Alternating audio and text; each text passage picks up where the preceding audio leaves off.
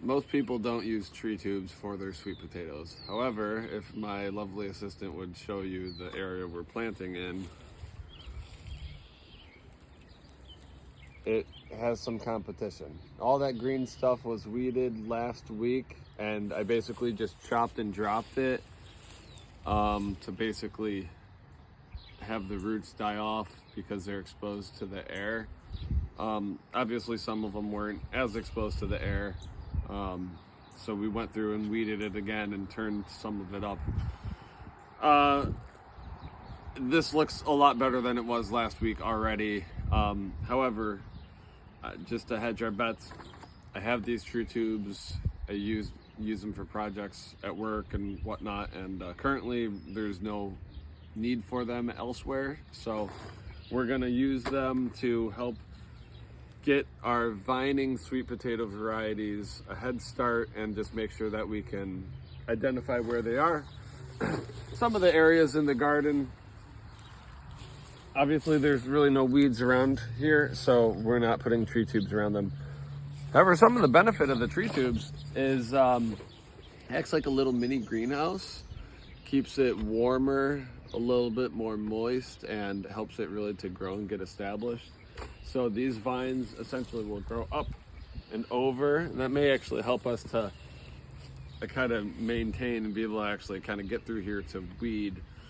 Normally you don't really need to weed the sweet potato area too much. Once they get going, they do a good job at making a carpet themselves. But yeah, first time trying using these, so we'll see how it goes. I guess while we're out here, we can give you a little update on the very low effort of propagating some black currants and elderberry. Nothing was weeded really until last week, so all things considered, it's not doing that bad. Some of these things, they're just neglected, and